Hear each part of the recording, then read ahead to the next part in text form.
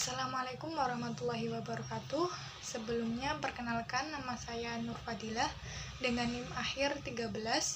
Di sini saya akan menjelaskan mengenai hadis-hadis sebagai berikut.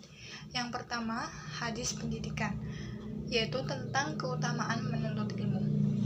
An Abi Hurairah radhiyallahu anhu qala Rasulullah sallallahu alaihi wasallam, man salaka tariqan yaltamisu fihi ilman sahhalallahu lahu bihi tariqan ilal jannah. Barang siapa menempuh suatu jalan untuk mencari ilmu, maka Allah akan memudahkan baginya jalan menuju surga. Hadis riwayat Muslim. Hadis ini menegaskan betapa mulianya menuntut ilmu dalam Islam. Belajar bukan hanya untuk menambah pengetahuan, tetapi juga perjalanan rohani yang meninggikan derajat seseorang di sisi Allah. Bagi pencari ilmu, Allah membukakan berbagai kemudahan, baik dalam memahami pelajaran, memperbaiki akhlak, hingga menjadi sebab dimudahkannya jalan menuju surga. Status hadis ini sahih, diriwayatkan oleh Imam Muslim dalam Sahih Muslim. Nilai-nilai yang terkandung dalam hadis ini, yang pertama, kesungguhan dalam mencari ilmu sebagai proses yang membutuhkan usaha dan ketekunan. Kedua, dorongan yang bersifat keimanan bahwa kegiatan belajar dipandang sebagai amal ibadah. Yang ketiga, tanggung jawab untuk mengamalkan ilmu dan memberi manfaat kepada masyarakat. Yang kedua, hadis pendidikan, yaitu tentang akhlak menjadi teladan dalam kebaikan. An Abi Hurairah radhiyallahu anhu qala Rasulullah sallallahu alaihi wasallam, innama bu'istu liutammima shalihal akhlak. Sesungguhnya aku diutus oleh Allah untuk menyempurnakan akhlak yang mulia. Hadis riwayat Ahmad. Hadis ini memberikan gambaran jelas bahwa misi terbesar Rasulullah Shallallahu Alaihi Wasallam dalam pendidikan adalah membentuk akhlak manusia. Pendidikan tidak hanya soal pengetahuan, tetapi terutama pada pembinaan moral, etika, dan karakter. Rasulullah menegaskan bahwa akhlak merupakan tujuan inti dari dakwah dan pengajaran beliau. Dengan demikian, kurikulum pendidikan ideal dalam Islam harus menekankan pembentukan karakter mulia seperti kejujuran, amanah, kesabaran, dan tanggung jawab. Status hadis ini sahih, diriwayatkan oleh Ahmad, dinilai sahih oleh Al-Albani dan sejumlah ulama lain. Nilai-nilai yang terkandung dalam hadis ini, pendidikan akhlak sebagai fondasi utama dalam Islam. Pentingnya keteladanan dalam proses belajar. Penekanan bahwa kecerdasan harus bersamaan dengan karakter mulia. Yang ketiga, hadis fenomena alam, yaitu tentang gerhana. An Abi Mas'ud radhiyallahu anhu qala Rasulullah sallallahu alaihi wasallam, inna syamsa wal qamara la yanqasifani li mauti ahadin wala li hayatih walakinnahuma min ayatillah. Sesungguhnya matahari dan bulan tidak mengalami gerhana karena kematian seseorang atau kelahirannya, tetapi keduanya adalah tanda-tanda kekuasaan Allah. Hadis riwayat Bukhari dan Muslim. Hadis tentang gerhana ini menegaskan bahwa gerhana matahari atau bulan bukan karena kematian atau kelahiran seseorang, tetapi merupakan tanda kekuasaan Allah di alam. Rasulullah Shallallahu Alaihi Wasallam meluruskan keyakinan masyarakat agar tidak mengaitkan fenomena alam dengan tahayul. Gerhana dijadikan momen untuk merenung, berdoa, dan mengingat kebesaran Allah. Status hadis ini sahih, diriwayatkan oleh Imam Al-Bukhari dan Imam Muslim. Nilai-nilai yang terkandung dalam hadis ini, kesadaran bahwa gerhana adalah tanda kekuasaan Allah, pentingnya menghilangkan mitos dan keyakinan yang tidak benar, mengembangkan pemahaman ilmiah terhadap alam semesta. Yang keempat, hadis kimia, yaitu tentang Allah menciptakan obat. Qala Rasulullah sallallahu alaihi wasallam, innallaha anzala ad-da'a wad-dawa' wa ja'ala likulli da'in dawa' fatadawaw wa la tadawaw biharam. Rasulullah sallallahu alaihi wasallam bersabda, Sesungguhnya Allah telah menurunkan penyakit dan obat, dan Dia menjadikan bagi setiap penyakit ada obatnya. Maka berobatlah kalian, tetapi jangan berobat dengan sesuatu yang haram. Hadis ini menegaskan bahwa setiap penyakit memiliki obat yang Allah sediakan, sehingga manusia diperintahkan untuk berobat dan berikhtiar menemukan penawarnya. Rasulullah Shallallahu Alaihi Wasallam juga mengingatkan agar pengobatan tetap mengikuti aturan syariat dengan tidak memakai bahan haram. Status hadis ini sahih, diriwayatkan oleh Abu Dawud dalam Sunan Abu Dawud nomor 3855, disahihkan oleh Al-Albani, juga diriwayatkan oleh Tirmizi dan Ibnu Majah dengan matan yang serupa. Nilai-nilai yang terkandung dalam hadis ini: usaha harus disertai kepercayaan kepada Allah, tidak ada penyakit tanpa solusi, tidak boleh memakai bahan haram atau merusak.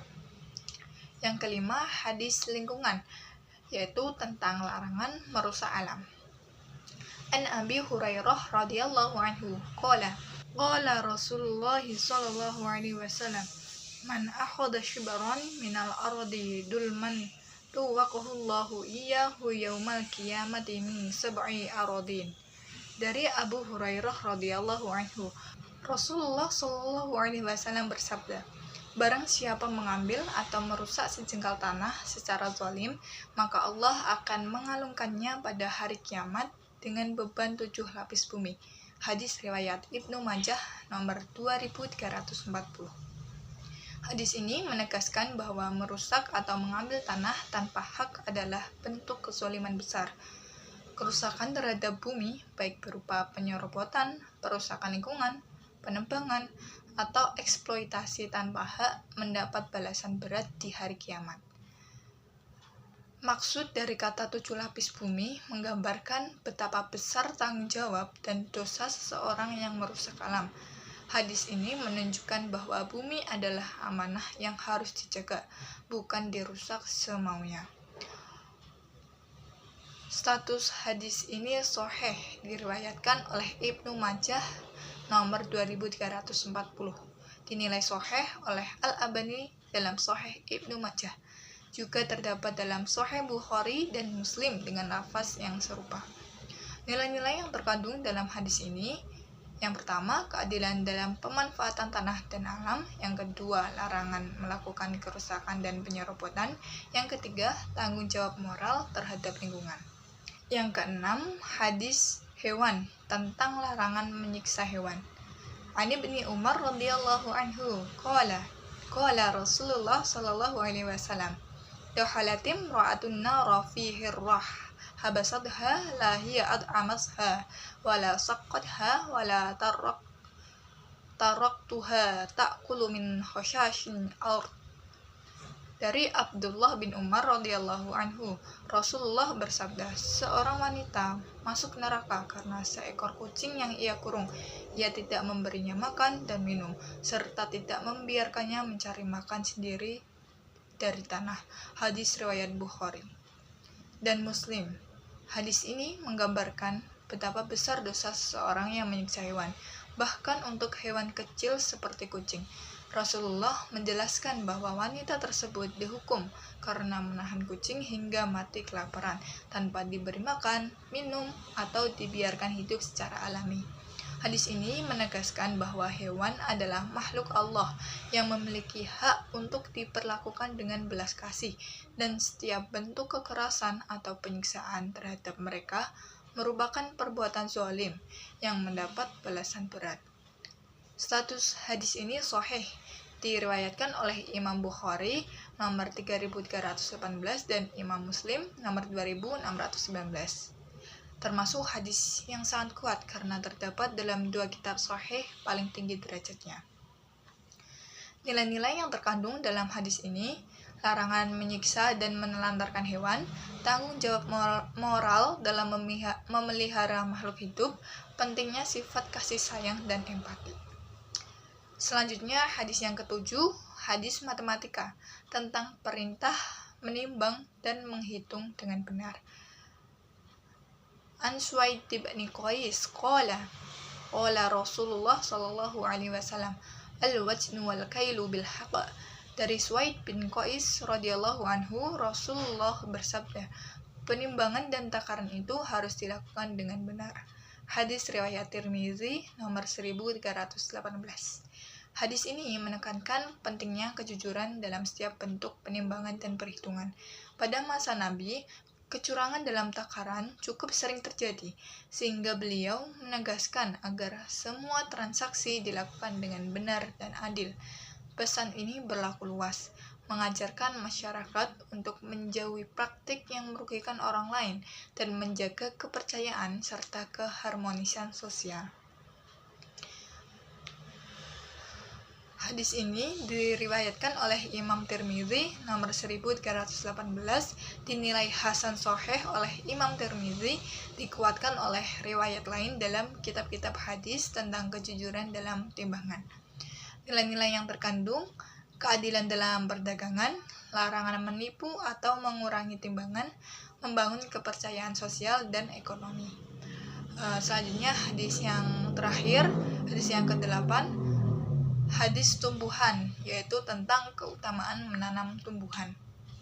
Qala Rasulullah sallallahu alaihi wasallam, ma min muslimin yaghrisu ghursan aw yazra'u zar'an fayaqulu minhu tawran aw insanun aw bahimatun illa kana lahu bihi shadaqatun.